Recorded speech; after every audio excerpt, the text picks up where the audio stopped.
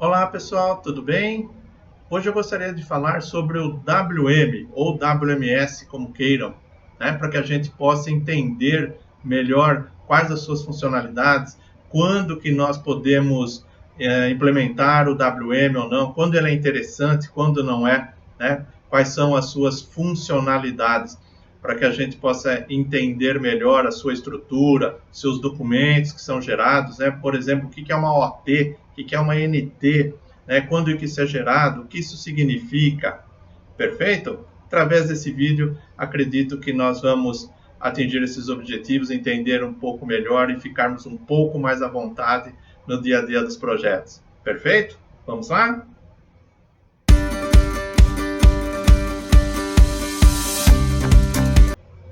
Bom, pessoal, sobre o WM ou WMS, já de cara nós já temos duas siglas, né? Ou alguns chamam de WM, outros chamam de WMS, né? Mas está correto esses termos, né? Por que WM ou WMS? WM Warehouse Management, WMS Warehouse Management System. Os dois termos estão corretos. Mas é que no SAP, logo que surgiu o WM, a nomenclatura padrão da SAP era de utilizar apenas duas letras para descrição, para códigos, né, dos módulos. Atualmente, a gente sabe que as siglas hoje nos módulos já podem ter muito mais letras, como TRM, CRM e o próprio EWM, que nós vamos falar isso em um outro vídeo. Porém, surge ainda uma outra sigla, SAD, né? Por que SAD? SAD nada mais é do que a sigla de Sistema de Administração de Depósitos, a tradução de WMS, Warehouse Management System. Então é comum, às vezes, nas próprias telas do SAP, a gente vê, o documento foi distribuído pelo SAD, o documento está no SAD, isso significa que ele está no WM, nada mais do que isso, apenas foi traduzido. Perfeito? Então vamos lá, é um termo correto também. Vamos fazer um exemplo de um recebimento para que a gente possa entender as funcionalidades do WM. Mas a primeira dúvida que surge para nós é que quando nós temos um centro, né, que foi definido pelo consultor de MM, nós temos vários depósitos também definidos pelo consultor de MM. Mas qual desses depósitos que nós vamos ativar o WM? Em todos? Até podemos ativar em todos. Não temos restrição nenhuma quanto a isso, sistemicamente falando. Porém, será que é necessário? O WM ele é interessante quando nós temos uma certa complexidade tanto para armazenamento quanto para expedição. Caso contrário, nós iremos apenas burocratizar os processos do nosso depósito. Se é um depósito simples, o próprio MM atende muito bem às suas funcionalidades. Agora, se é um depósito onde a gente entra e começa a procurar e não encontra os materiais, né, o ideal aí é ativar o WM. Ou, se eu tenho um material que é câmara fria, que eu preciso só guardá-lo em um tipo de depósito lá que seja de câmara fria, o WM pode procurar pelas melhores posições para esses materiais.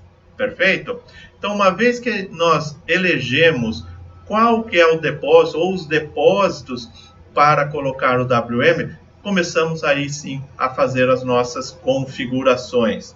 Perfeito? Neste exemplo, nós estamos elegendo o depósito de matéria-prima para que a gente possa seguir com alguns exemplos e entender melhor as funcionalidades do WM. Esse é o depósito do MM.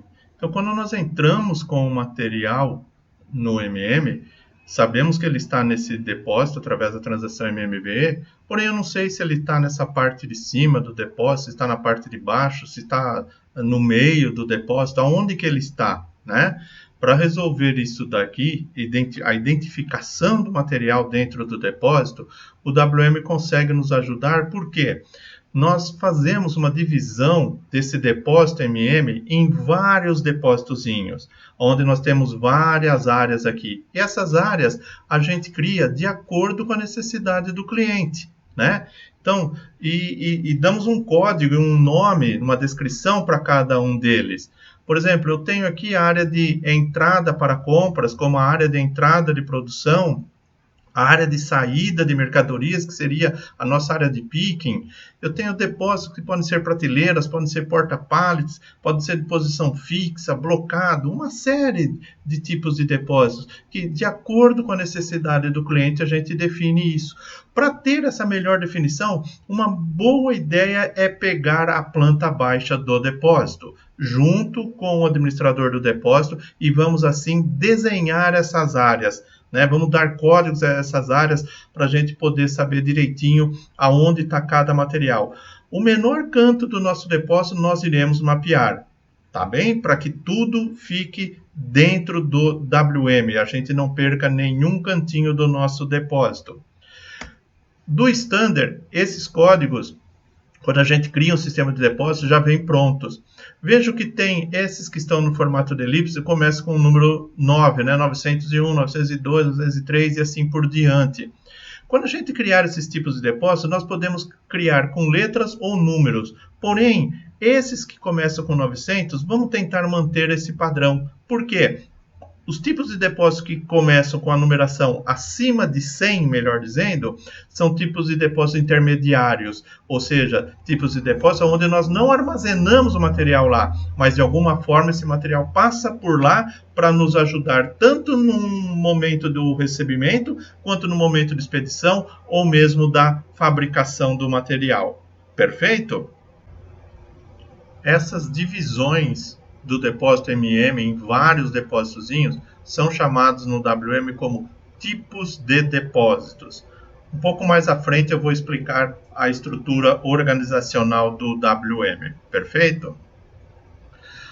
Agora, para podermos configurar cada um desses tipos de depósitos, o pessoal sempre pergunta, poxa, quais são as perguntas que eu tenho que fazer, né, para configurar esses tipos de depósitos? E aqui seguem uma boa dica de algumas perguntas que a gente tem que fazer para cada tipo de depósito no momento das entradas. Para as saídas, a gente vê nos slides um pouquinho mais à frente. Perfeito? Fortes emoções para daqui a pouquinho sobre as saídas. Vamos falar das entradas. Algumas perguntas, né? Qual é a estratégia que eu vou estar utilizando? É uma estratégia de posição vazia? É uma estratégia de porta-pallet? É uma estratégia de depósito blocado? Então a gente deve definir isso daí para que a gente possa configurar direitinho. E quando nós entrarmos com o material no depósito, o sistema já vai saber se ele tem que guardar o material no tipo depósito 003, no 002, no 001. Perfeito? Uma outra pergunta muito importante também, se é possível adicionar estoque ao estoque já existente, ou melhor, adicionar o material a um estoque já existente. Quando eu entro com o material em uma posição, ele está aqui no tipo de depósito 001. Aí eu estou fazendo uma segunda entrada. Eu posso adicionar nessa mesma posição aonde ele já está? Ou eu até devo fazer isso? As configurações vão nos responder a respeito disso, tá bem? Nós iremos utilizar TUD, né? Antes de mais nada, a gente precisa ter explicado para o cliente o que é um TUD. TUD é tipo de unidade de depósito. É como eu vou guardar o meu material. Eu vou guardar o meu material numa bombona, em um pallet, em uma caixa pequena, caixa média, caixa grande. Então, esse meio de armazenamento do material é chamado de TUD, né? E ele pode nos ajudar a melhor procurar por posições, através de configurações. Por exemplo, se eu tenho caixa grande e eu tenho posições que não cabe essa caixa grande, o sistema não vai me permitir guardar caixas grandes nessas posições. E nunca irá sugerir guardar as caixas grandes em tipos de depósito onde as mesmas não podem ser armazenadas. Perfeito? É possível misturar materiais na mesma posição? Ou seja, eu tenho material A, material B, material C, e eu tenho um pequeno espaço onde eu vou guardar todos eles na mesma posição. Pode ser interessante, pode não ser, tudo depende da necessidade do cliente, né? O sistema propõe uma posição de destino. Agora, se eu, no momento de guardar esse material nessa posição, se eu quiser modificar, por exemplo, eu cheguei lá, a longarina está quebrada, está dobrada, e eu quero colocar esse material na posição ao lado. Eu posso fazer isso? Se sim, vamos configurar o sistema para isso, perfeito? Uma outra coisa muito legal, principalmente para posições fixas, verificação de capacidade, né? Não só para a posição fixa, mas para longarinas, onde nós temos uma certa limitação de peso. Então, nós configuramos o sistema para que não permita colocarmos mais material do que realmente cabe naquela posição. Pessoal, e para saídas? Perfeito? Quais são as perguntas que nós devemos fazer? Ok? Vamos verificar algumas delas também tão importantes como para as entradas. A primeira delas, assim como entradas, qual a estratégia? Geralmente, para saídas, a gente utiliza muito FIFO ou FIFO. O primeiro que entra, o primeiro que sai. O primeiro que vence é o primeiro que sai, né? Mas depende muito de cada empresa. Às vezes, os materiais não são controlados com data de vencimento ou data de entrada. Pode estar saindo qualquer um, então aí nós não precisamos nem ter tanta estratégia assim. Pode ser apenas de posição fixas, por exemplo. Tudo bem? Outro ponto, preciso confirmar minhas OTs. Já já nós vamos explicar o que é essa OT, né? Ordem de transferência. Quando a gente trabalha, por exemplo, com robozinho, pode ser que nem seja necessário estar confirmando as OTs. Eu particularmente não gosto, mesmo trabalhando com robozinho, eu sempre prefiro que as OTs sejam confirmadas para que todo o ciclo da documentação do WM possa ser feita. Perfeito? É possível ter estoque negativo? Pode ser que seja interessante nós termos estoque negativo ou não. A hora que eu estiver falando do processo de saída, eu volto a falar do estoque negativo para ficar mais claro essa pergunta que a gente vai fazer para o cliente, tudo bem? Existe verificação de desocupação? Isso é muito interessante pelo seguinte: quando eu tiro o material da posição, o sistema percebendo que essa posição ficou vazia, ele manda uma telinha pop-up para nós perguntando: olha, essa posição ficou vazia, você concorda? Se você concordar, perfeito, segue o fluxo naturalmente. Se você falar, não, ficaram 10 unidades nessa posição, aí nesse mesmo pop-up tem um campinho de quantidade e quando nós confirmamos isso, o sistema automaticamente gera um ajuste de inventário. No WM apenas, ok? Não no MM ainda. Para o ajuste subir para o MM, a gente deve seguir com o processo de inventário físico existente no WM. É possível ter saída total da posição? Que às vezes eu preciso ir lá, vou pegar tem 100 unidades naquela posição, mas eu preciso só de 80. Fala, não, eu vou sempre levar a quantidade total lá para a minha área de picking, né, para a minha doca, melhor dizendo, e no final da tarde eu vou devolver essas sobras para o meu porta-pallet. É possível ter arredondamento para as quantidades?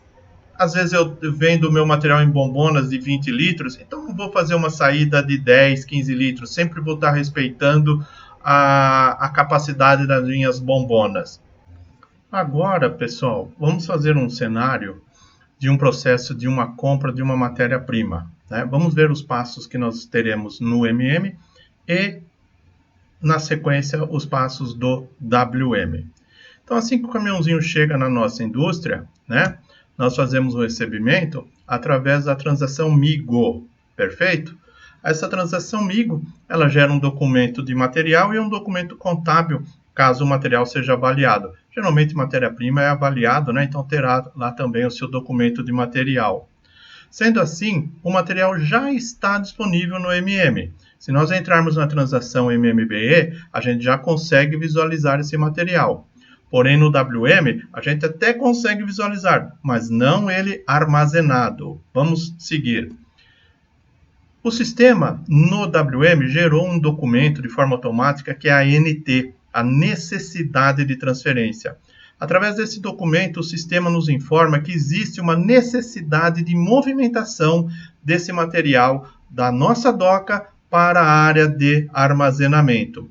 Para que possamos fazer essa movimentação, pegarmos o material da nossa doca e levarmos lá para a área de armazenamento, nós temos que criar uma OT, uma ordem de transferência. Através dessa OT, aí sim nós conseguimos fazer a movimentação da área da doca para a área de armazenamento. Uma vez que nós chegamos na posição e armazenamos o material nessa posição, nós confirmamos essa OT, essa ordem de transferência. Esse processo de confirmação da OT deixa o material disponível também para o WM. Vamos ver esse mesmo processo de compras de uma outra maneira, através dos tipos de depósito.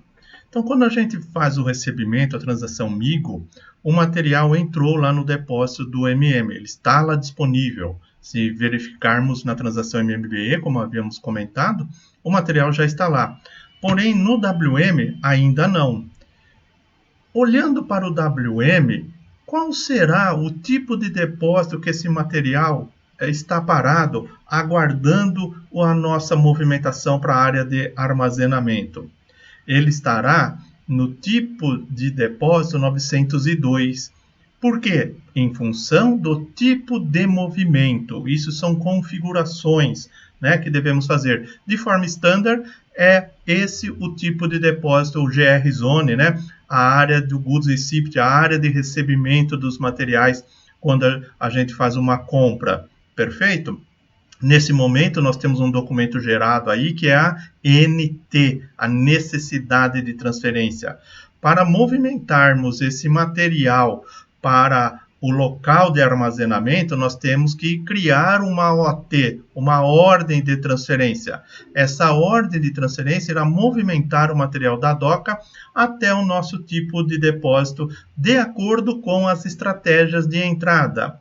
Uma vez armazenado o material nesse tipo de depósito de armazenagem, nós confirmamos a ordem de transporte e aí sim o material está disponível no WM. Ok? E o cenário de vendas? Como deve ser a geração da OT? Da onde que nós vamos pegar e para onde que nós vamos movimentar? Vamos seguir esse exemplo. Vamos imaginar que o nosso material está armazenado lá no tipo de depósito 001. A saída do material sempre é feita através daqui do tipo de depósito 916. Eu falei sempre, mas sempre é uma palavra muito forte, né? Principalmente no SAP. De acordo com as configurações, perfeito? O 916 é o tipo de depósito standard para que possamos fazer a saída de mercadorias. Então, o que nós temos que fazer nesse momento?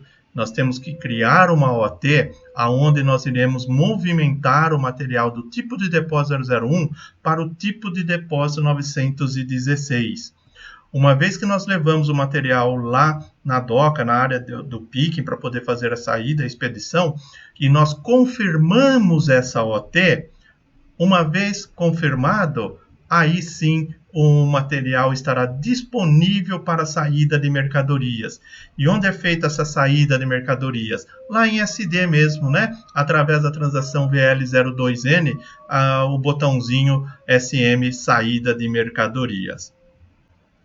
Uma grande dúvida, logo que a gente começa a trabalhar com WM, são as posições, ou as bins, ou as coordenadas, né? Como que nós devemos criá-las dentro do sistema. A grande dica é criar como elas realmente são. Parece um pouco redundantes que eu estou falando, né? Mas é justamente dessa maneira, como as posições são conhecidas dentro do depósito, nós temos que torná-las conhecidas dentro do WM. Uma dica muito importante é que as condições, elas sempre devem ter as coordenadas X, Y e Z, para que possamos ter uma melhor dimensão do nosso depósito. X sempre representando o corredor, Y a coluna e Z o nível. Nesse exemplo, nós temos aqui Rua 1, que é o X, Rua 2, Rua 3, Rua 4, Rua 5, e assim até terminarmos aqui todas as estantes, né, os porta-pallets, perfeito? O Y, né, que é a coluna, é a profundidade, né, das nossas ruas. E o Z, o nível, é a nossa altura. Então, aqui é nível 1, nível 2, nível 3, perfeito? para que a gente possa entender. Geralmente, esse nível 0 que fica no piso, as empresas costumam fazer desse nível 0 como área de picking. Por que fazer como área de picking esse nível 0?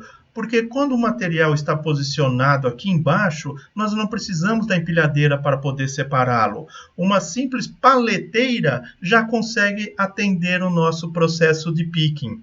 Perfeito? Tá aí uma boa dica, né, para que a gente possa seguir dessa maneira. Apesar que tenho certeza quando vocês chegarem no depósito, muito provavelmente o depósito já trabalha dessa maneira e a gente acaba aprendendo cada vez mais, né, sobre as tecnologias, as estratégias, né, utilizadas dentro do depósito.